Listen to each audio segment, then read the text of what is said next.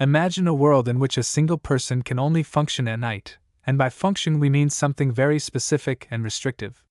This person is fully conscious, cognitively normal, physically capable, and biologically stable only between sunset and sunrise.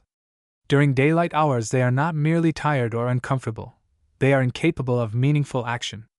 They cannot stay awake, cannot reason, cannot move with intent, and cannot be trained or conditioned out of this limitation. Sedatives, stimulants, artificial lighting, or controlled environments do not change the outcome. This is not a preference, a disorder that can be managed, or a cultural habit. It is a hard biological boundary. Night allows full function. Day removes it. To keep the scenario grounded, this person is otherwise ordinary. They do not gain enhanced night vision, supernatural endurance, or immunity to fatigue. Their senses work as well as anyone else's would under the same lighting conditions. They still need food, shelter, income, medical care, and social interaction. They age normally. They are born into an existing society that operates on a mostly diurnal schedule, and society does not reorganize itself preemptively to accommodate them. Any change that happens must be justified by incentives, costs, or institutional pressure, not sympathy alone. At first, nothing dramatic happens. One person being awake only at night is not unheard of. Shift workers exist. Insomniacs exist. Some people already live at the edges of the clock. Initially, institutions interpret this as a medical anomaly. Doctors test sleep cycles, hormones, neurological responses, and circadian markers. The test shows something unusual but not actionable. There is no treatment. Insurance companies classify it as a condition without a billable cure, which quietly ends most medical interest. From the system's perspective, the problem has been labeled, documented, and filed. The more interesting consequences emerge not from biology but from coordination. Nearly every system in modern society assumes overlap. Work, governance, education, commerce, and even emergencies rely on shared waking hours. This person cannot participate in that overlap.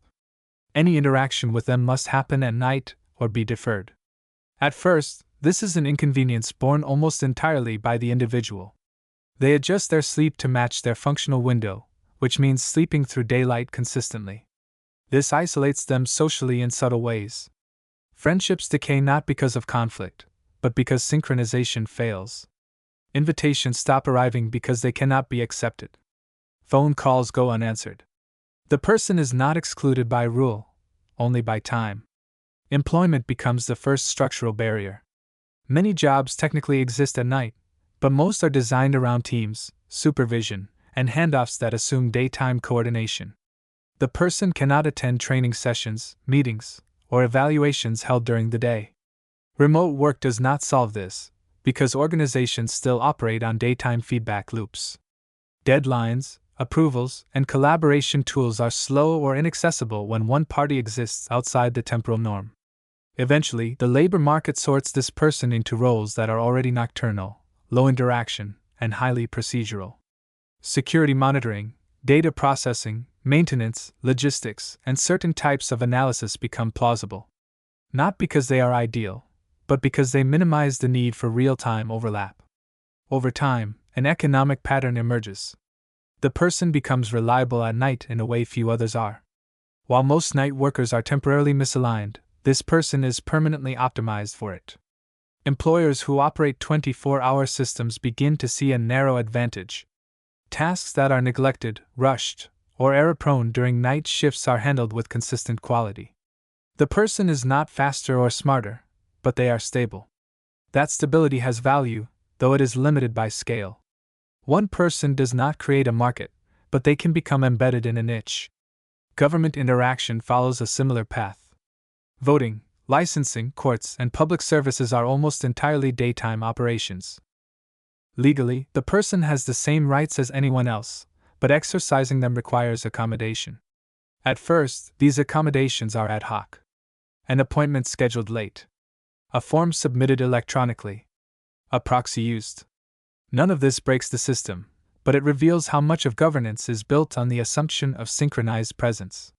Over time, the person becomes a recurring edge case in policy discussions, cited in footnotes and accessibility reviews. Not enough to drive reform, but enough to complicate it. Infrastructure reacts slowly, because infrastructure always does. Transportation at night is thinner, less frequent, and more expensive per user. Healthcare is available but reduced, with fewer specialists and longer response times.